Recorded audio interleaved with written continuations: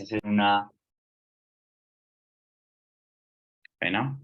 Bueno, buenas noches a todos. Como ya dijo Daniela, mi nombre es Alfonso Pavón, soy residente de tercer año de cirugía general, rotando en el servicio de cirugía pediátrica. La idea es hoy traer una revisión sobre patología benigna de glándulas salivales, hacer una... Disculpen un segundo, que estoy teniendo problemas acá técnicos. Ya, qué pena con todos. Hacer una revisión general de la literatura, tener un buen conocimiento de todas las patologías que podemos presentar a nivel de las glándulas salivales, que como sabemos todo va a empezar con una inflamación de las glándulas, pero tenemos que hacer un diagnóstico diferencial concreto para llegar pues a un diagnóstico certero. No me pasa la... Qué pena con ustedes, estoy teniendo problemas técnicos otra vez.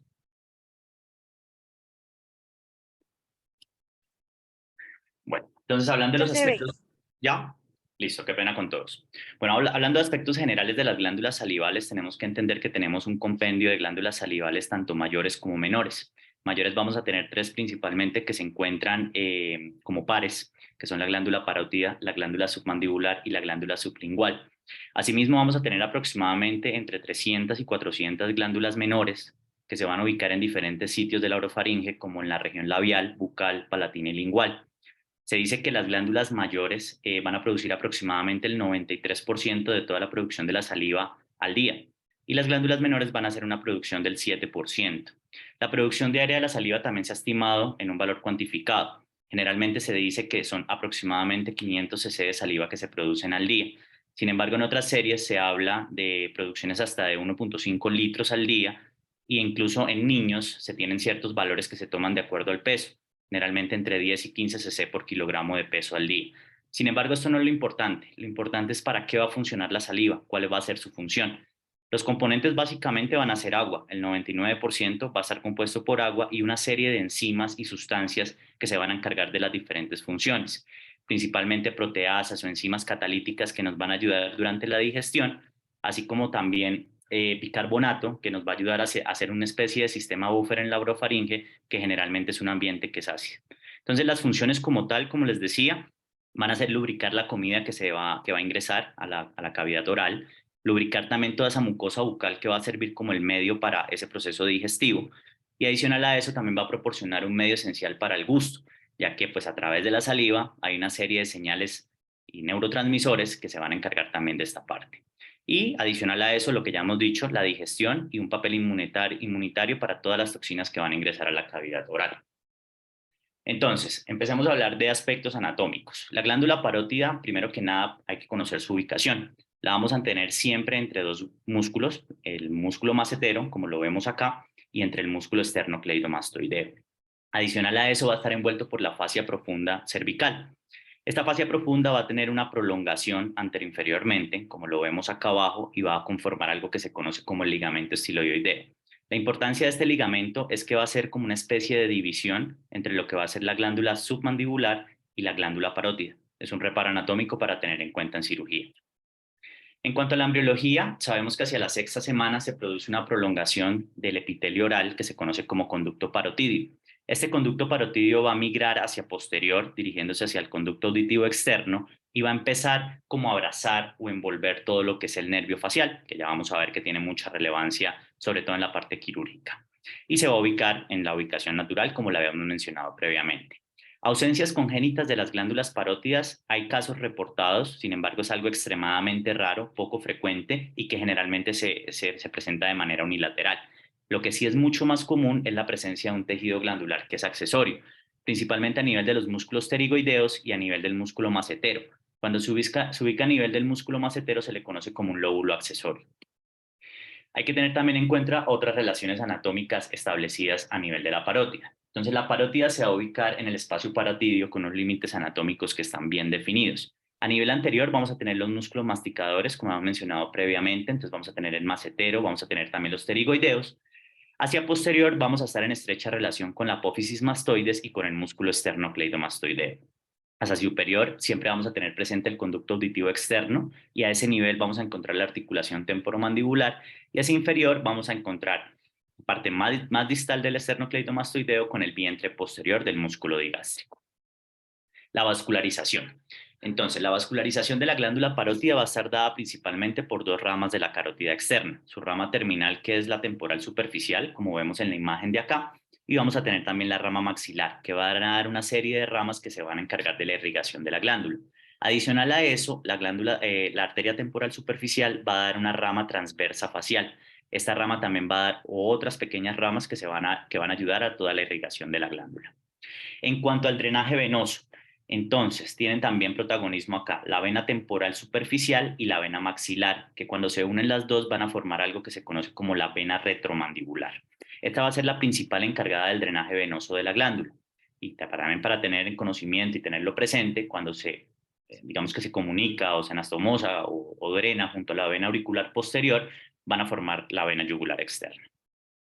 La inervación de la glándula, entonces básicamente está dada por el nervio o el noveno par craneal, que es el glosofaringio. Este va a ser una sinapsis a nivel del ganglio óptico y va a dar una rama que se llama el nervio auriculotemporal. Este nervio va a tener una función a nivel de la secreción de cada una de las estructuras a nivel de la glándula que se van a encontrar de la secreción de saliva. Adicional a esto, también se va a encargar de toda la sensibilidad que tiene que ver con la glándula. El nervio facial. Entonces, con el nervio facial generalmente pues existe como un pensamiento de que es el nervio que se encarga de toda la inervación de esta glándula, pues porque precisamente lo abraza. Sin embargo, el nervio facial no va a inervar nada de lo que tenga que ver con la secreción o no tiene nada que ver con la sensibilidad de las glándulas salivales. Simplemente, como ya habíamos explicado previamente con la embriología, durante la migración de ese epitelio oral hacia la región más posterior, hacia el conducto auditivo externo, queda abrazado y queda volviéndose un reparo anatómico de importancia quirúrgica, sobre todo cuando vamos a hacer parotidectomías. Para recordar, el nervio facial va a tener 5 ramas principales: una rama temporal, una rama cigomática, como lo vemos en la imagen, una rama labial o bucal y una rama que es mandibular. A su vez, esta rama mandibular nos va a dar otra rama que se va a dirigir hacia inferior, hacia el espacio cervical, que es también conocida como el nervio marginal del facial. El conducto parotidio. Entonces, sabemos que nuestras 3 glándulas salivales mayores, cada una va a tener un conducto que va a drenar hacia la orofaringe, para pues todos los procesos fisiológicos que van a presentarse por la saliva. El conducto parotidio, que se conoce en algunas literaturas lo describen como estenon, realmente su nombre es, o el epónimo es estense. Va a tener una relación estrecha con la bolsa de Bichat sin atravesarla. Por eso es un reparo anatómico de mucha importancia cuando realizan estos tipos de procedimientos como bichectomías. Se pueden producir lesiones a nivel de este conducto y va a ingresar hacia la cavidad oral perforando el músculo bucinador. Asimismo, hay otros epónimos en las otras glándulas que presentamos, las glándulas mayores, como el submandibular. El epónimo va a ser el conducto de Wharton, y a nivel de la sublingual vamos a encontrar el conducto de Rivinus. La glándula submandibular, entonces, como su nombre lo indica, pues va a encontrar por debajo del maxilar inferior. Generalmente es una glándula multilobulada que va a tener tanto un lóbulo superficial como un lóbulo profundo. Va a estar en estrecha relación con el músculo miloioideo, para tenerlo presente como reparo anatómico, y va a estar cubierta, digamos que va a tener una presentación más superficial, va a estar cubierta básicamente por el platisma, pero hacia los planos más profundos va a tener una estrecha relación con unas estructuras vasculares y nerviosas, principalmente la vena facial, la rama cervical del nervio facial, que ya decíamos que era la rama marginal, y el nervio hipogloso. Entonces, durante una cialodenectomía submandibular, digamos que son las estructuras que debemos preservar y que debemos visualizar y tener presentes antes de realizar la resección. El conducto de Wharton, como ya lo habíamos mencionado previamente, es el conducto de drenaje de la glándula submandibular. Lo podemos encontrar a nivel del piso de la boca, teniendo como referencia siempre el frenillo lingual. El frenillo lingual se va a ubicar lateralmente a cada uno de los lados. La glándula sublingual es una glándula que también se va a ubicar a nivel del piso de la boca, tiene una forma de almendra y generalmente se ubica a nivel de la submucosa. Como ya habíamos dicho, hay un conducto sublingual principal que es conocido como el conducto de Rivinus. Sin embargo, van a haber múltiples pequeños conductos que van a converger en este para dar toda su secreción a nivel de la orofaringe. Y generalmente, a nivel de la glándula sublingual, clásicamente se ha descrito que la litiasis es algo raro, extremadamente raro a este nivel. Ya vamos a explicar ciertos aspectos anatómicos del por qué. Entonces, entrando en materia ya con las enfermedades benignas de las glándulas salivales, vamos a empezar con la protagonista, que va a ser la cialoadenitis. Entonces, la cialoadenitis básicamente hace referencia a cualquier proceso inflamatorio a nivel de las glándulas salivales, a cualquier nivel. Tiene numerosas presentaciones clínicas y numerosas etiologías que vamos a ir desglosando que la pueden causar.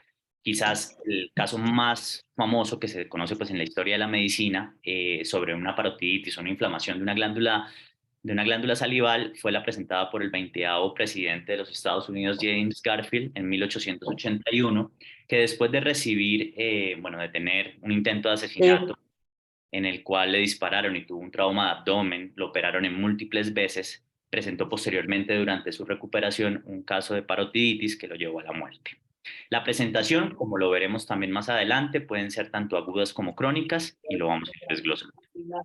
Ah, ya la va. Amor, estoy entretenido con esta de charla.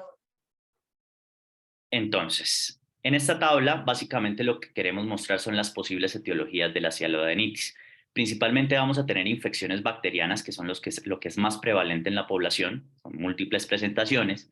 Vamos a tener las infecciones virales, como por ejemplo por citomegalovirus, por ejemplo las paperas o también infecciones por VIH que se han relacionado y que vamos a ver que son las que tienen más prevalencia en los niños. Podemos tener infecciones fúngicas también, infecciones por micobacterias, sean tuberculosas o no tuberculosas, enfermedades parasitarias y enfermedades autoinmunes. En esta otra tabla podemos ver que existen ciertos factores que pueden ser modificables, no modificables o parcialmente modificables. Algunos no modificables como la edad. Vamos a ver que vamos a tener mayor prevalencia de ciertos tipos de cialodenitis en los extremos de la vida, especialmente en los neonatos y en los adultos mayores. Vamos a tener también otra serie de presentaciones o de variables clínicas que son relativamente modificables, como por ejemplo una falla cardíaca congestiva, una diabetes mellitus, falla hepática, entre otras como las que podemos ver ahí. Y definitivamente vamos a encontrar ciertos factores que son completamente modificables, como son el estado de deshidratación, que está en estrecha relación con las patologías de las glándulas salivales, estados de malnutrición y el uso de medicamentos anticialogogos, como los que vemos mencionados en la tabla, que nos pueden llevar o pues generan un factor de riesgo para presentar este tipo de condiciones. Entonces, la meta con todos estos pacientes es una identificación temprana y un control de la causa reversible. Como vemos muchas veces la presentación clínica de la cialodenitis son secundarias a enfermedades sistémicas que están establecidas en el paciente. Entonces no solamente vamos a ir a tratar la causa de la inflamación a nivel de la glándula, sino debemos reversar lo que está llevándonos a esto. Entonces, los hallazgos clínicos básicamente en una cialodenitis son la presencia de una masa dolorosa, pero es un dolor que tiene un predominio prandial. Son dolores que se van a presentar cuando el paciente está comiendo. Siempre se debe evaluar la salida de pus a nivel de los conductos. Entonces, recordemos, sabemos que el conducto de Wharton sale a nivel del piso de la boca, lateral al frenillo linguae, el conducto de Stenson va a salir a nivel del segundo molar superior. Entonces, debemos buscar siempre la presencia de pus para sospechar y también diagnosticar la etiología, que en estos casos sería de tipo bacteriano. Cuando la presentación de los síntomas es menor a un mes, hablamos de una cialodenitis aguda. Cuando perseveran los síntomas por más de un mes, la vamos a clasificar como crónica. Entonces, para el estudio de este tipo de lesiones, todo paciente con cialodenitis va a presentar una clínica muy similar a lo que es la cialolitiasis. Por eso debemos hacer un diagnóstico diferencial entre las dos. Luzman y colaboradores, en una serie de 245 casos de pacientes con cialolitiasis, encontró que en la clínica el 94% de los pacientes presentaban tumefacción, el 65% presentaban dolor, el 15.5% de los pacientes estaban asociados a pus y solo el 2.4% estaban en ausencia de síntomas. Esto quiere decir que son síntomas muy similares a lo que se va a presentar en una cialodenitis. Por eso antiguamente todo paciente con cialodenitis iba acompañado de una radiografía panorámica de cribado, con el fin de poder identificar litos. Sin embargo, vamos a ver que esto se encuentra en desuso a medida que ha pasado el tiempo porque se ha encontrado que la sensibilidad no es muy alta de este tipo de estudio.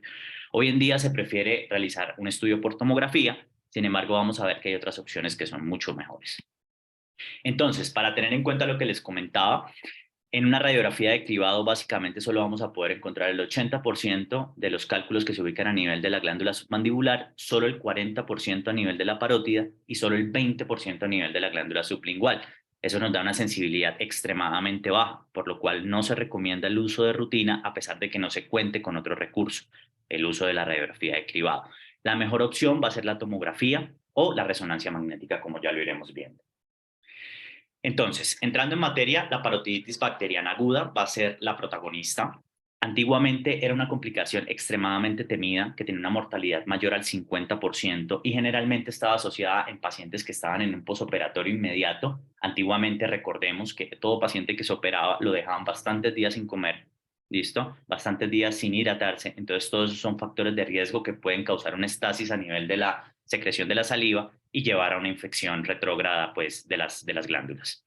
En la era preantibiótica se hablaba de una incidencia aproximadamente de 3,68 casos por cada 10.000 personas con parotiditis bacteriana aguda. Sin embargo, en la era posantibiótica disminuyó drásticamente esta incidencia, encontrándola aproximadamente en 0,173 casos por cada 10.000 pacientes. Y en los niños, esta entidad la vamos a encontrar principalmente en neonatos, pacientes que están críticos generalmente en la unidad de cuidado intensivo pediátrico. Entonces, también a través de la historia ha habido muchos cambios a nivel de la flora bacteriana, a nivel de la orofaringe. Todo esto va en relación con el aumento de todas las enfermedades autoinmunes y estados de inmunosupresión a nivel de los pacientes, que ha habido un choque con el tema de las infecciones nosocomiales, lo que ha ido cambiando a través del tiempo la flora bacteriana normal de la orofaringe. Eso también que mencionábamos, hay dos tipos de parotiditis bacteriana aguda, la que se presenta nosocomial o asociada al cuidado de la salud y la que se presenta en la comunidad, que como veremos es la más frecuente. La principal causa se acepta que es una infección retrógrada, ¿listo? Donde vamos a encontrar una gran cantidad de streptococcus y estafilococos, que son los principales microorganismos a nivel de la orofaringe, donde siempre se debe estudiar la sensibilidad a la meticilina para lograr pues, un manejo adecuado de los pacientes. Generalmente, los pacientes que se encuentran en un posoperatorio, que cursan posteriormente con una parotiditis bacteriana aguda, como hablábamos del presidente de los Estados Unidos, tienen una presentación a los 5 o a los 7 días posterior al posoperatorio. Como ya dijimos, digamos que la presentación de una parotiditis bacteriana aguda asociada a la comunidad es la más frecuente y generalmente se asocia a ciertos tipos de condiciones sistémicas como son la diabetes, el uso de fármacos anticialogogos y cirugías recientes. Acá vemos un esquema de, digamos, cómo debe ser el enfoque para el manejo o el estudio de las enfermedades o de la parotiditis bacteriana aguda. Entonces, independiente de que sea adquirida en el hospital o sea adquirida en la comunidad, vamos a dar un manejo inicial y de acuerdo a esto vamos a definir si se resolvió o no la infección. Si se resuelven los síntomas, simplemente hacemos seguimiento con los pacientes en ambos escenarios. Si la infección no la hemos resuelto, siempre debemos llevar a un estudio diagnóstico o un estudio imagenológico. En este caso y en este algoritmo lo que nos exponen es realizar una tomografía contrastada. Esta como tomografía contrastada lo que nos va a permitir ver es la presencia de un absceso o no, que seguramente no nos está respondiendo adecuadamente a un manejo antibiótico establecido. En los casos de que se confirme la presencia del absceso, debemos considerar realizar una incisión y drenar. Si el drenaje es adecuado, haremos seguimiento del paciente, pues veremos resolución de los síntomas. En los casos en que no se logre controlar o drenar el absceso adecuadamente y que mejoren los síntomas, siempre debemos considerar la realización de una cialoendoscopia. Ya la veremos más adelante, pero nos va a permitir identificar causas obstructivas a nivel de los conductos que estén llevando a que definitivamente no haya una mejoría clínica en este paciente. Entonces siempre debemos tenerla en cuenta, siempre debemos tenerla presente. Entonces, hablando de cialoadenitis a nivel de la glándula submandibular, vamos a darnos cuenta que es una infección que generalmente está asociada a la comunidad, es rara una presentación nosocomial. La causa más común de la cialoadenitis submandibular es la presencia de una cialolitiasis. ¿Por qué? Hay una explicación anatómica para esto, y es que el conducto de Wharton se encuentra superior a la glándula submandibular. Por gravedad tiende a haber una, digamos que una estasis de la saliva, y tiende a haber una infección retrógrada de la misma. Esta es la explicación que se le ha dado porque hay una mayor, digamos, como una mayor prevalencia de cialodenitis submandibular y asociada a la cialolitiasis. Adicional a esto, el 85% de todas las cialolitiasis que se presentan están siempre a nivel de la glándula submandibular. Esto en los niños sí realmente es raro que se presente. Entonces, la presentación clínica va a ser dada por una tumefacción a nivel submandibular y un dolor de tipo prandial. Siempre debemos evaluar el piso de la boca, como vemos en esta imagen, porque podemos ver la presencia de un lito que esté en la emergencia del conducto o podemos ver la presencia de pus, que nos va a orientar en qué pacientes van a requerir un manejo antibiótico en el hospital o qué pacientes podemos manejar en la casa. ¿El manejo cuál es? Básicamente hidratación, el uso de cialogogos como la pilocarpina y la extracción del cialolito, que ya lo vamos a ver más adelante. Otra de las entidades que podemos tener es la enfermedad tuberculosa, infecciones por Mycobacterium tuberculosis que pueden estar asociadas en esta zona. Realmente es poco frecuente, en la población pediátrica se presenta en niños que generalmente son mayores. Lo normal en estas enfermedades es que haya una invasión a nivel de los ganglios que están alrededor de las glándulas salivales. Sin embargo, cuando se presenta una invasión de esos ganglios que se encuentran intraparenquimatosos, tenemos una extensión de la enfermedad hacia la glándula. Generalmente, el diagnóstico se debe hacer con una CAF, es una masa ante la que nos estamos presentando. Lo ideal sería un estudio histopatológico de la misma, pero no muchas veces se logra el diagnóstico certero simplemente con el ACAF y son pacientes que terminan siendo llevados a parotidectomías y ya con una patología definitiva encontramos o hacemos diagnóstico de la enfermedad. Para tener en cuenta, cuando es por enfermedad tuberculosa, generalmente presenta mayor dificultad técnica durante la cirugía, todo esto en relación con la alta fibrosis que se presenta en este tipo de entidades. Ahora las paperas. Las paperas creo que va a ser el protagonista en la enfermedad pediátrica y es una de las, digamos, de las entidades que tenemos que tener más presente. Es una enfermedad viral que se caracteriza por no ser supurativa y que se presenta a nivel de las parótidas en la mayoría de los casos de forma bilateral, sin embargo puede tener una presentación unilateral. El microorganismo que está fuertemente asociado con este tipo de entidad es el paramyxovirus. Sin embargo, no debemos obviar que pueden haber otros virus que pueden causar esta entidad, como son el virus del Coxsackie, el Epstein-Barr, la influenza y la parainfluenza y el VIH. Generalmente o antiguamente se creía que los brotes de paperas se daban siempre en los países que tienen estaciones, generalmente en primavera e invierno. Y los niños, digamos que va a ser la principal afectación, digamos que los niños son los que van a tener mayor prevalencia de este tipo de enfermedades. Las paperas antes de la vacunación, como les decía, generalmente se asociaba a unos brotes que se daban terminando la primavera, terminando la primavera y empezando el invierno, generalmente se presentaban en niños a 2 a 9 años. Sin embargo, después de la vacunación, hemos visto que, o se ha visto, que esta entidad se presenta en cualquier época del año y tiene una predilección por niños más grandes e incluso adultos jóvenes, generalmente una media de edades entre los 10 y los 29 años. Entonces, con la vacunación, con la vacuna del MMR, que se va contra el sarampión, paperas y rubéola, que desde los años 80 se está aplicando, la incidencia de las paperas ha disminuido drásticamente, de 76 a 2 casos por cada 100.000 habitantes. Sin embargo, es una entidad que todavía la vemos y que todavía se presenta. Generalmente tiene un pródromo clínico que va a estar dado principalmente por fiebre, cefalea y un aumento de la sensibilidad a nivel preauricular. Y el diagnóstico, que no es lo que se utiliza convencionalmente, pero para hacer un diagnóstico certero hay que estudiar la presencia de anticuerpos solubles fijadores del complemento. Complicaciones en las paperas también podemos presentarlas, clásicamente se han descrito cuando estamos ante un paciente con la clínica de una infección de unas paperas y presentamos dolor abdominal concomitante, siempre debemos descartar la presencia de una pancreatitis por paperas. Esta es la principal presentación clínica de una pancreatitis viral. Lo otro que se presenta en la orquitis por paperas, se describe que aproximadamente entre el 20 al 30% de los pacientes lo pueden presentar e incluso algunos pueden cursar con atrofia testicular. Y hay otras menos comunes como son la presencia de tiroiditis, hepatitis o miocarditis secundarios a infecciones por paramyxovirus. La resolución del cuadro generalmente se da a los 5 a los 10 días y el manejo va a ser básicamente vigilancia, hidratación y esperar pues que el cuadro tenga una autorresolución. Lo otro es la infección por VIH. Entonces, la infección por VIH con la presencia de cialoadenitis generalmente va a tener una predilección a nivel de la glándula parótida. Tiene una denominación que generalmente se conoce como enfermedad de las glándulas salivales asociada al VIH, con las siglas que podemos ver ahí. Y lo que lo caracteriza clínicamente es que se presentan múltiples episodios de inflamación, pero generalmente no son dolorosos. Entonces el paciente solo percibe la inflamación a nivel de las glándulas salivales, pero no presenta ningún otro síntoma ni tampoco secreción purulenta. Estamos hablando de infecciones en relación con virus. El manejo básicamente va a ser el control de la enfermedad de base, el manejo antirretroviral que se le va a dar a la enfermedad y le vamos a agregar un componente con cialogogos y una adecuada hidratación de los pacientes. Causas raras, infecciones parasitarias, realmente esto es muy raro que pase, secundario generalmente infecciones parasitarias a nivel intestinal. El diagnóstico básicamente se hace con la presencia de quistes a nivel de los conductos, a nivel de la secreción salival, y podemos tener la presencia de quistes hidatídicos y pues el manejo clásicamente pues va a ser pues el manejo con antiparasitarios. Y tenemos otras enfermedades autoinmunes como la dermatomiositis, la polimiositis y el lupus que pueden cursar también con cialodenitis recurrentes. Y otras enfermedades como el síndrome de Sjögren, que ya sabemos, va a ser, digamos, como unos estados de hiposalivación que pues, van a generar un aumento en la estasis a nivel de los conductos y puede llevar a la inflamación de las glándulas salivales. Ahora hablemos de cialolitiasis. Entonces, la cialolitiasis tiene una incidencia de aproximadamente 1 por cada 10.000 o 30.000 personas al año. Es la causa más frecuente de una cialodenectomía a nivel submandibular, como lo vamos a ir viendo. Y en algún momento, hacia 1990, se intentaron manejos conservadores, sin embargo, sostuvieron un pésimo resultado. Y traer esa premisa básicamente lo que es para decirnos que el manejo de la cialolitiasis es quirúrgico, ya sea por vía endoscópica o ya sea por cirugía abierta.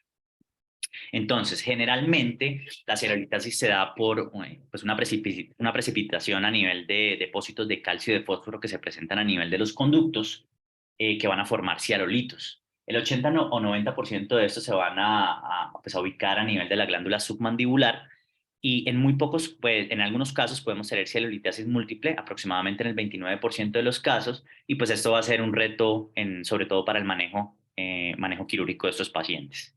Se estima que el crecimiento de los litos es aproximadamente 1 milímetro por año. Esto es muy relevante. Recordemos que los conductos salivales pues realmente tienen un diámetro muy escaso. Entonces, pensar que el cálculo va a migrar o que va a ser expulsado, pues realmente es una utopía. Entonces, por eso tenemos la premisa de que las cialolitasis siempre van a recibir su manejo quirúrgico. Y en los últimos tiempos, la literatura se ha encontrado una relación o una alta relación de la cialolitiasis con el consumo del tabaco. Datos epidemiológicos para los niños, pues realmente la celulitiasis es muy rara. Solamente el 6% de los litos se presentan en pacientes menores de 20 años y el caso más joven, pues reportado en niños, es a los 2 años. Las imágenes diagnósticas, como ya había mencionado previamente, la radiografía de cribado pues no va a estar recomendada de rutina, solo digamos que se va a usar en casos donde no tengamos el recurso de algún otro tipo de imagen diagnóstica por su baja sensibilidad. La tomografía tiene mucha más sensibilidad para identificar los litos, generalmente cuando estos son grandes. Sin embargo, necesitamos realizar tomografías que sean con cortes milimétricos, pero no nos va a dar, digamos, que una localización exacta de la ubicación del cialolito para hacer un planeamiento quirúrgico previo. Entonces, digamos que es un examen que nos sirve para hacer el diagnóstico, sin embargo, no es el más, no es el más confiable o el que más información nos dé para el abordaje quirúrgico. La ecografía va a tener una sensibilidad solo del 81% y una especificidad del 86% con el tema de ser operador dependiente, lo que no lo deja como un examen de rutina para el diagnóstico de este tipo de lesiones. Sin embargo, sí sirve para hacer diagnóstico diferencial con otro tipo de entidades que se puedan presentar. La cialografía es pues, conocido como el All Gold Standard. Realmente era el estudio que se realizaba antes para hacer el diagnóstico de esta entidad. Es un estudio pues, que realmente es fácil de algún modo. Básicamente consiste en inyectar un medio hidrosoluble a través de los conductos con el fin de poder pintar toda su anatomía. Es muy bueno para identificar los cálculos, como podemos ver en esta imagen, además que nos ofrece también pues, una aproximación a cómo es la anatomía del conducto y también se cree, se ha descrito, pues, que también tiene un efecto terapéutico al inyectar el medio hidrosoluble porque causa una dilatación de los conductos y pues se cree que puede pues, prevalecer o fomentar la expulsión de los litos. Sin embargo, esto no ha sido documentado como tal en la literatura. Pero lo que sí está desplazando esta cielografía convencional hoy en día es la realización de una cielografía por resonancia magnética. Ofrece muchos resultados prometedores. Realmente sin el uso de un medio de contraste se logra identificar el sitio exacto donde se presenta el lito y también permite pues, visualizar una anatomía óptima de lo que son los conductos para evaluar pues, si eso es lo que puede estar llevándonos a la causa también. Pocas cosas en contra, realmente pues la no disponibilidad del insumo en ciertos centros, el tema de que pues el estudio demora 45 minutos, toda la parte de la claustrofobia en los pacientes y demás, pero de resto pues solo ofrece ventajas y son los resultados más prometedores pues en relación con el diagnóstico de la cialolitiasis. Y lo otro que vamos a tener es la cialoendoscopia diagnóstica. Este sí es un tipo de estudio que no vamos a tener tan ampliamente disponible en todos los centros, pero pues digamos que ese sí se vendría siendo como el estudio ideal para poder diagnosticar este tipo de lesiones u otro tipo de lesiones que se presenten a nivel de los ductos. Permite una exploración muy adecuada, permite ver ramas primarias, secundarias, incluso terciarias de los conductos salivales. Va a ser un aparato que va a constar de 2 canales, básicamente para trabajo, un drenaje para ¿cómo es? Un canal para irrigación y para succión, otro canal para pues, pasar material que nos va a servir, digamos, para extraer litos. Asimismo va a tener una fibra óptica que generalmente se dice que pues, es de 6.000 píxeles, que nos va a permitir una imagen adecuada de los conductos. Y se habla de una tasa de éxito para el diagnóstico de aproximadamente el 98%, que es muy considerable. Además de eso, es un estudio que es muy seguro, que se puede realizar de forma ambulatoria en el consultorio y que va a precisar un diagnóstico certero también. Entonces, la terapia clásica para el manejo de la celulitiasis va a ser, pues, inicialmente el uso de antibióticos y antiinflamatorios. Sin embargo, ya habíamos dicho que la premisa es todo paciente con celulitiasis va a recibir manejo quirúrgico. Cuando el cálculo está, digamos, en la emergencia del conducto, como lo podemos ver en la imagen acá que vemos inferior derecha, podemos realizar algo que se llama una cialodocoplastia, que básicamente consiste en una marsupialización, una pseudomarsupialización, preservando el conducto salival y hacer una extracción completa del cálculo.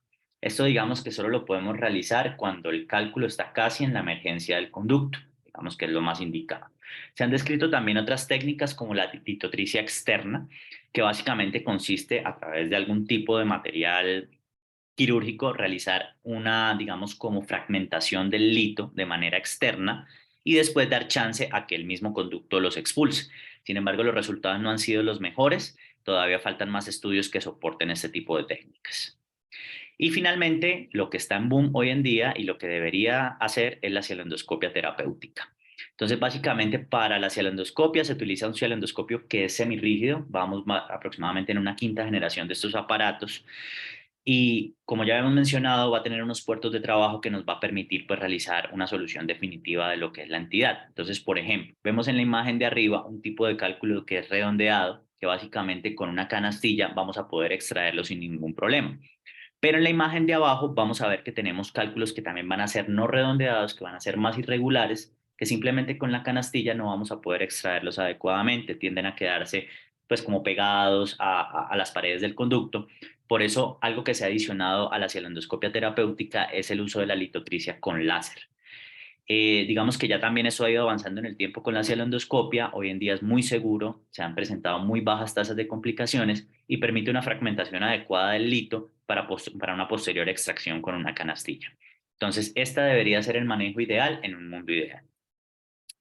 Entonces, ahora hablemos de la ránula.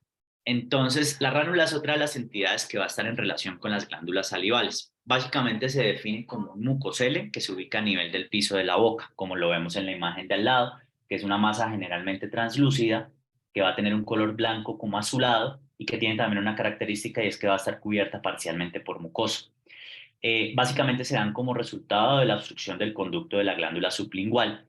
Estas pueden estar acompañadas en algunas veces por una masa cervical y es algo que tenemos que tener muy en cuenta cuando vamos a hacer el diagnóstico. Si la ránula va más allá del músculo miloideo, se denomina una ránula hendida o hundida. Y en estos casos vamos a ver que la resección completa de la lesión va a incluir también una cialodenectomía sublingual y digamos que una resección también de la lesión que se ubica a nivel cervical.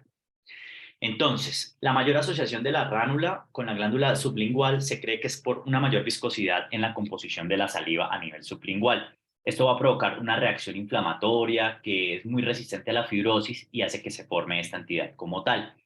Las ránulas que se ubican solo a nivel oral se van a abordar por una vía transoral y vamos a hacer una resección de la lesión y una cialodenectomía sublingual. Sin embargo, las que están hundidas, como ya las habíamos mencionado, que tienen una prolongación, una masa a nivel del cuello, no se recomienda un abordaje transoral porque técnicamente es muy difícil. Entonces, lo que se recomienda en estos casos es hacer un abordaje cervical. Entonces, el manejo básicamente de la ránula, pues existe un manejo clásico que básicamente va a ser la resección de la lesión, ¿listo? Acompañado de una cialodenectomía sublingual. Sin embargo, cada vez hay más estudios de un nuevo tipo de técnica que básicamente consiste en una marsupialización, como vemos en la imagen de abajo, una marsupialización de la lesión y eh, realizar un sellado de la lesión o de la fístula que está viendo a nivel salival con algún tipo de agente fibrinolítico. No hay estudios comparativos todavía entre los dos tipos digamos, los dos tipos de manejo que pues, puedan soportar para que uno estandarice algún tipo de manejo. Sin embargo, en ambos se ven muy buenos resultados. Y las tasas de complicaciones realmente son muy bajas, teniendo en cuenta la recurrencia. Se ha visto que es más o menos en promedio entre los dos tipos de manejo de un 5,78%. Y las complicaciones realmente de este tipo de abordajes que van a ser un déficit sensorial a nivel de la lengua en un 4,8% de los pacientes. Es Y lo impresionante, más un amigo mío temido, que estudió conmigo en el colegio cuando en Villado.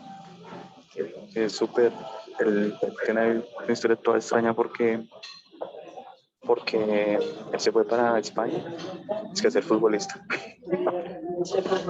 Y allá no le fue bien y se formó, estudió, fue chef, creo y que se volvió chef, y le dio súper bien. Cocina, acá, pero lo mejor es que no cocinaba nunca. No, Que se regresó acá. no sé quién tenga abierto el sí, micrófono, Dani, no sí, sé sí, si se pueda devolvió. tirar. Apagamos los micrófonos, por favor. Bueno, y la lesión más temida para el manejo de la ránula, pues es una lesión a nivel del conducto de Wharton. Realmente se presenta, pues es raro que se presente, pero pues algo para tener en cuenta y creo que es el reparo anatómico más importante cuando tengamos la resección de este tipo de lesiones por la cercanía que tenemos al frenillo linguae. Entonces, el trauma, por favor, nunca olvidemos el trauma. Es muy raro que nos llegue pues realmente una lesión a nivel de las glándulas salivales, pero es algo que puede ocurrir generalmente en lesiones que se ubican a nivel de la zona 3 del cuello y que van a comunicar incluso hacia la orofaringe y el piso de la boca, que pueden generar lesiones a nivel glandular, sea de la parótida, de la submandibular o incluso de la sublingual. El abordaje primario en estos pacientes es encontrar o definir si hay una lesión a nivel de los conductos. Si hay una lesión a nivel de los conductos, lo ideal es realizar un reparo primario del mismo. Es difícil, es un conducto que va a ser extremadamente pequeño, pero la idea es lograr una anastomosis para darle una viabilidad a la glándula. Sin embargo, cuando tenemos lesiones que pues finalmente tienen una transgresión de los tejidos glandulares o que realmente son inviables o no vemos la posibilidad de una reconstrucción a nivel de los conductos, en estos casos debemos considerar realizar una cialodenectomía en el abordaje inicial. Entonces, ahora hablemos de tumores benignos. Los tumores benignos realmente van a tener una presentación muy baja a nivel digamos que de la edad pediátrica, pero son digamos que condiciones que tenemos que tener muy presentes porque hace parte de todos nuestros diagnósticos diferenciales. Y como ya dijimos, todas las enfermedades o las patologías benignas de las glándulas salivales van a iniciar con una tumefacción. Y esa tumefacción la tenemos que estudiar. Y si tenemos la presencia de una masa, la vamos a tener que biopsiar porque tenemos que descartar malignidad. Si bien los casos son muy pocos, se pueden presentar.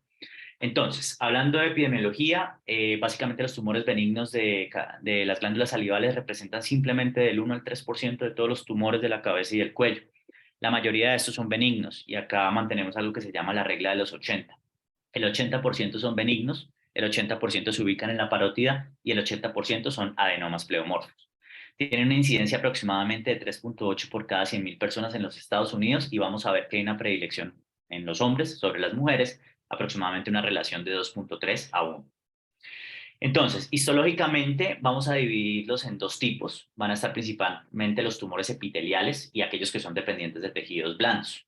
Entre los principales tumores epiteliales vamos a tener pues el protagonista de esos que va a ser el adenoma pleomorfo, vamos a tener el mioepitelioma y algunos como el adenoma de células basales, el tumor de Warthin y el oncocitoma. En cuanto a los que son dependientes de los tejidos blandos, vamos a encontrar una serie de lesiones como podemos tener hemangiomas, células, malformaciones vasculares, presencia de lipomas, el higroma quístico, entre otras. Factores de riesgo. Entonces, existen ciertos factores de riesgo ambientales que están asociados a la presentación de tumores benignos a nivel de la parótida. Hay un estudio japonés famoso que se realizó pues posterior a toda la época de las bombas atómicas, donde se evaluó pues en zonas donde había una alta exposición a radiación que hubo un aumento del riesgo relativo de la presentación de este tipo de lesiones. Básicamente de 3,5 aumentó al 11%. Principalmente se asoció con el tumor de Warthin que ya veremos más adelante. Otros casos que de exposición y creo que tienen mucha relevancia en pediatría es, digamos, los pacientes que reciben radioterapia por tumores a nivel del cuero cabelludo o incluso como terapia adyuvante en resecciones que se han realizado a nivel cerebral. Esto va a aumentar aproximadamente 2,6 veces el riesgo de presentar este tipo de lesiones benignas a nivel de las glándulas salivales. Y con el tumor de Warthin, pues que no nos compete tanto con la pediatría, pero para tenerlo presente, el tabaquismo es un factor de riesgo inminente o inherente a la presencia de este tipo de lesión. Entonces, la presentación clínica generalmente, y lo que nos va a diferenciar con otro tipo de patologías, es que se va a presentar una masa que es indolora y que su crecimiento es lento, a diferencia de lo agudo de enfermedades inflamatorias. El diagnóstico diferencial básicamente se va a hacer pues, con neoplasias que puedan ser malignas o con enfermedades inflamatorias como las que ya hemos visto. Muchos tumores de estos pueden pasar décadas sin tener un crecimiento progresivo de los mismos o presentar síntomas, y en muchos casos se diagnostican como incidentalomas, encontrándolos en imágenes diagnósticas por otra serie de estudios. Los tumores que generalmente tienen un crecimiento rápido debemos sospechar malignidad. Y cuando los tumores son muy profundos, clínicamente podemos ver a nivel de digamos que del examen físico de la orofaringe, una desviación de la amígdala o del paladar blando, para tenerlo presente. La evaluación diagnóstica, bueno, pues históricamente el manejo de este tipo de lesiones es la cirugía. Esto como cualquier otro tumor a nivel de la parótida. Sin embargo, conocer cómo la naturaleza de esta lesión puede descartar este manejo para evitar pues llevar a pacientes a, digamos, resecciones que tienen un riesgo de morbilidades cuando realmente pues no hay un diagnóstico histopatológico que lo soporte. Por eso, digamos, han tomado mucha fuerza en los últimos años los estudios de imagen y la biopsia por aspiración con aguja fina, ya que los diagnósticos de quistes, cálculos o incluso presencia de linfomas van a excluir, pues, digamos, el manejo quirúrgico en los pacientes. La tomografía o la resonancia van a tener un muy buen rendimiento, van a describir muy bien la anatomía de la lesión y también la extensión de la misma, y también nos va a permitir ver la presencia de ganglios. Nos va a servir también para el planeamiento quirúrgico. Sin embargo, digamos, una de las dificultades que tenemos con estos estudios de imagen es que no nos permite diferenciar la etiología de la misma. En los casos que encontremos lesiones bilaterales, siempre debemos sospechar inflamación, procesos inflamatorios asociados, porque es extremadamente raro que se presente un tumor, sea benigno, sea maligno, de manera bilateral. La ecografía, como ya sabemos, pues bueno, es una forma de imagen diagnóstica que es poco costosa, que está altamente disponible. Tiene algo bueno, que es que nos va a permitir diferenciar entre una lesión que es quística versus una lesión sólida, y eso nos puede orientar en el diagnóstico. Sin embargo, pues va a tener las dificultades técnicas de siempre, digamos el tema de que es operador dependiente, pero anatómicamente sí no nos va a permitir visualizar adecuadamente el lóbulo profundo de la parótida, donde pueden haber lesiones también. Y el compromiso también pues que pueda estar asociado pues al nervio facial. Entonces, digamos que la ecografía no es la ideal, sí nos aporta muchos datos, pero para lo que sí va a servir definitivamente es como guía para pues, la realización de una biopsia por CAF. Entonces, el ACAF, la biopsia por aspiración de aguja fina, pues es un método diagnóstico preciso, es barato y tiene una baja tasa de complicaciones que puedan estar asociadas. En la población pediátrica, independiente de que sean niños y que pues implique la morbilidad de tener que llevar a un paciente a una sedación, una anestesia, se debe realizar. Toda masa identificada se debe estudiar en lo posible de manera histopatológica para tener un diagnóstico certero y evitar de que se nos pase pues un tumor que pueda ser maligno o que sea benigno y que tenga un potencial de malignidad. Dice que habla de una sensibilidad del 80% con una especificidad del 97%, que permite conocer pues la naturaleza histológica y evitar, pues como ya les mencionaba previamente, cirugías erróneas. Tiene ciertas contraindicaciones que no son absolutas, que básicamente son trastornos hemorrágicos o de la coagulación, pero una que sí podría ser un poco más absoluta es la presencia de una cialodenitis agudo. Hay que dejar que digamos que mejoren los síntomas, que el paciente mejore clínicamente para ser llevado pues a un estudio de acá. Entonces, el adenoma pleomorfo, como ya lo dijimos, pues va a ser el protagonista, es el que más se presenta en el 80% de las veces, y es el más común a nivel de la glándula parótida. Su nombre básicamente hace referencia a su componente histológico, el cual es mixto, va a tener un componente epitelial y un componente mesenquimal, como lo vemos en la imagen, pues que está representado por la letra E y por la letra N, respectivamente. Va a haber algunos subtipos de este tipo de tumor. Básicamente son el mixoide, el celular o el clásico, que van a hacer referencia a, pues básicamente al radio entre los dos componentes tisulares dentro del tumor, siendo el clásico un balance completo entre el epitelial y el mesenquimal. Digamos que es un 50-50 de lo que vamos a presentar a nivel celular. Son más comunes en mujeres y tienen una media de edad de presentación a los 52 años. Sin embargo, en la población pediátrica, cuando presentamos masas de aspecto benigno, es el que va a tener una presentación, pues digamos que mucho mayor en la población pediátrica. Y generalmente se van a presentar de forma unilateral, sin embargo, se han reportado uno que otro caso de presentaciones bilaterales. El 80% de los adenomas pleomorfos además van a comprometer el lóbulo superficial. Esto es muy bueno para los pacientes porque permiten no resecciones tan profundas que estén en íntimo contacto con el nervio facial, disminuyen la morbilidad para los pacientes que son llevados a cirugía. La mayoría de estos van a requerir básicamente una parotidectomía superficial. Sin embargo, algunos de estos tumores se pueden extender más allá del lóbulo superficial y van a requerir resecciones más amplias. El adenoma pleomorfo generalmente se presenta de una forma encapsulada. Sin embargo, el tipo vexoide, hasta en un 71% de los casos, no presenta cápsula. Por eso, durante el manejo quirúrgico, si la presentación del adenoma es con cápsula, se deben dejar márgenes por fuera de este, ya que se ha visto una disminución de la recurrencia. Otra teoría de la recurrencia, pues que también siempre se ha hablado, es el spillage o el derrame de células cancerígenas durante la resección. Entonces, debemos mantener, digamos que durante una parotidectomía sospechando un adenoma pleomorfo, mantener, digamos, que un tipo de disección y un tipo de un abordaje lo más oncológico posible.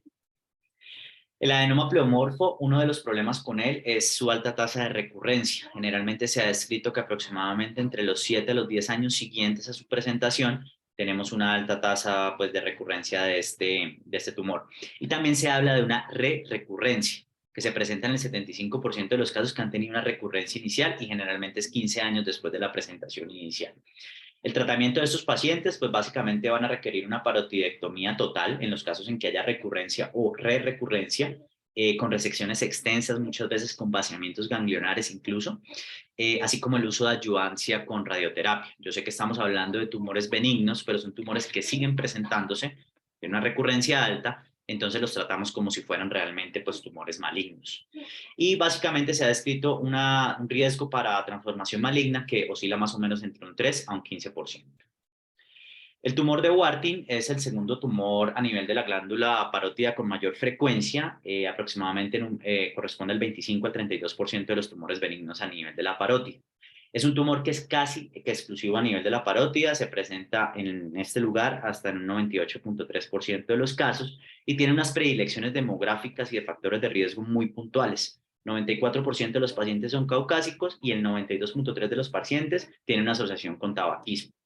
Vamos a ver que estos tumores, pues, realmente son muy raros que se presenten en la edad pediátrica, pero son para tenerlos en cuenta por su porcentaje de presentación en los tumores benignos, y vamos a ver una predilección en los hombres versus las mujeres, una proporción aproximadamente de 2 a 1. El adenoma de células basales, pues es el tercero en frecuencia, va a tener una prevalencia aproximadamente entre el 2.4 al 7.1% de todos los tumores benignos de la glándula parótida, y va a tener 4 subtipos morfológicos como los vemos ahí, son más comunes en hombres, y lo que me importa más de hablar de este es que tiene un riesgo de malignidad del 28%, que es bien considerable. Entonces, si en algún momento llega un caso raro, adenoma de células basales, es un paciente que requiere un seguimiento, pues, exhaustivo por el mismo riesgo que estamos hablando de malignidad. Y finalmente el oncocitoma, que sería el cuarto en frecuencia, pues digamos que es una presentación muy rara, 0.6 a 1.1% de todos los tumores benignos de las parótidas. Generalmente se va a caracterizar por tener células oncocíticas, que son células granulares eosinofílicas que tienen una hiperplasia mitocondrial, como vemos en la imagen de al lado, y que raramente tienen una progresión a la malignidad. El manejo finalmente de de esos tumores benignos de las glándulas salivales, pues va a ser la resección quirúrgica. Generalmente este manejo es suficiente para los pacientes. Es importante hacer un planeamiento preoperatorio para evitar la morbilidad. Acordémonos que cuando hablamos principalmente de parótida, la morbilidad va a ser una lesión del nervio facial. Entonces, una adecuada imagen diagnóstica previa a la cirugía nos va a permitir ver la extensión de la misma lesión para hacernos una proyección de lo que puede pasar o el requerimiento de algún tipo de ayuda como los monitores de nervio. En lo posible, cuando las lesiones se encuentran ubicadas a nivel del lóbulo superficial, debe hacerse una parotidectomía superficial con preservación del nervio facial para evitar, pues, todas esas complicaciones que hemos hablado. Y cuando ya hay compromiso del lóbulo profundo, pues ya en estos casos debemos considerar la realización de una parotidectomía total, en lo posible con la preservación de todas las ramas del nervio facial. Conclusiones de la charla. Debemos conocer la amplia gama de enfermedades benignas de las glándulas salivales y hacer un diagnóstico diferencial para lograr un tratamiento adecuado y a tiempo. Creo que la segunda me parece la más importante, y es que no podemos tratar erróneamente una cialodenitis. Siempre debemos descartar la presencia de cálculos, porque muchas veces no se diagnostican y llevamos a pacientes a cialodenectomías que son 100% prevenibles. Y debemos tener siempre también presente las estructuras en riesgo en cada uno de los abordajes. Siempre realizar una cirugía con disecciones finas de la anatomía nerviosa y vascular con el fin de evitar las lesiones o las posibles complicaciones a este nivel. Y para terminar, una frase de este libro de Arnold van der Laar, del arte del bisturí, que dice: El futuro ideal de la cirugía sería que el mal necesario dejara de existir, la profesión desaparecería, el bisturí quedaría en desuso. Por suerte, la historia reciente dice que avanzamos en esa dirección. Gracias.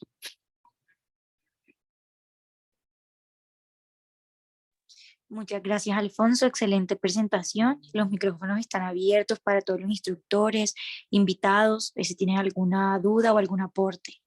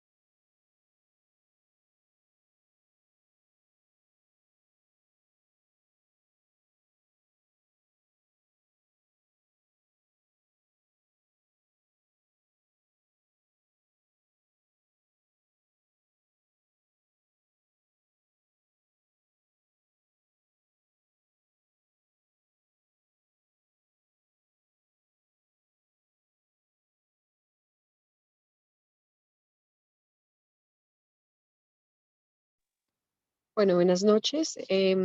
Alfonso, muchas gracias por tu charla. Me parece que eh, abordaste el tema con mucha profundidad y me gustó muchísimo que le hicieras tanto énfasis al principio como al reconocer otra vez como la anatomía básica de la patología em, glandular salivar, porque pienso que a veces, precisamente por lo que en nuestra población es algo tan poco frecuente, lo dejamos de últimas y se nos olvida que pues sí es un espectro de patología bastante amplio, que afortunadamente para los niños la presentación en este grupo etario es bastante benigna, pero pues sí tenemos algunas patologías que podrían llegar a requerir unas intervenciones un poco más delicadas, un poquitico más de estudio y un poquitico más de finura al momento de definir a quién no opero, qué tipo de intervenciones se le pueden hacer. Entonces, agradecerte por la profundidad de la charla y pues que no se nos vaya a olvidar hacer énfasis en que esta patología existe, esta patología aparte sí nos compete y pues afortunadamente tenemos a compañeros de todo tipo de cirujanos de cabeza y cuello que pues nos pueden apoyar y nos debemos apoyar en ellos que manejan este tipo de patología con mucha más frecuencia. Adicionalmente, creo que hay una pregunta en el chat, entonces no sé si quisieras darle respuesta, ya sea el doctor Rogers Vaquero que pues nos está acompañando o Alfonso. Dice, ¿cuál es la utilidad de la clasificación de Milán en este tipo de patologías? Bueno, buenas noches a todos. Pero Pau, yo si quieres le ayudo. Realmente la clasificación de Milán se ha venido estudiando para tratar de predecir, digamos, que la probabilidad de que una patología sea maligna. Sin embargo, aunque nos permite precisar realmente, tiene un valor predictivo positivo muy bueno cuando es un Milan alto, o sea, cuando es un Milan confirmatorio. Realmente cuando es un Milan que no tiene, si ustedes revisan la sensibilidad y los valores predictivos positivos, realmente no son altos cuando se tratan de los Milan 1, 2, 3, sino únicamente cuando es confirmatorio. Entonces, si es confirmatorio, aplica, pero realmente cuando no, pues uno queda en la duda. Entonces uno debe apoyarse en toda la sintomatología del paciente, en las características de la lesión, en los estudios imagenológicos y pues en la clínica, ¿no? En la clínica del paciente, que es importante. Creo que esa es como la precisión. Yo voy a felicitar a Alfonso. Realmente es muy importante abordar este tipo de temas, sobre todo porque pues claramente, como lo dijo María Lucía, son temas que competen a todos y que no es exento, y el mensaje más claro siempre será el de evitar las parotidiectomías que podrían ser innecesarias y siempre hacer un abordaje completo. Hoy en día, con el crecimiento de los procedimientos endoscópicos, pues creo que ha venido en auge el manejo de la cialoliteasis o el drenaje, inclusive de la cialoadenitis, se podría hacer de una manera endoscópica para tratar de drenar, pero cuando hay un absceso de pronto o una colección dependiente de la parótida, la primera indicación no es hacerlo abierto, sino intentar hacerlo percutáneo, porque si lo hacemos abierto, pues el riesgo de comprometer el nervio facial, porque tiene una relación muy estrecha y sobre todo en niños, es muy frecuente que el nervio facial, la fascia de la parótida en relación al nervio facial, o sea, la distancia que hay de la piel al facial, la distorsión facial es muy poca y adicionalmente las ramas son muy pequeñas. Entonces, cuando uno hace un abordaje abierto, pues podría lesionar y generar una parálisis facial, ¿no? Entonces, yo creo que aportar de pronto ese es como el mensaje más importante de todo, me parece a mí. Y agradecer a Pavón por la invitación y pues qué bueno participar de esta charla. Gracias, profe.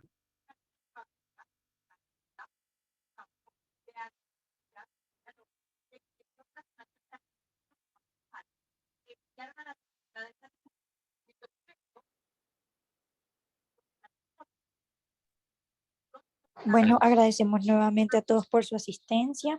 Nos vemos nuevamente de este lunes en 15 días con una nueva cátedra Lorencita Villegas.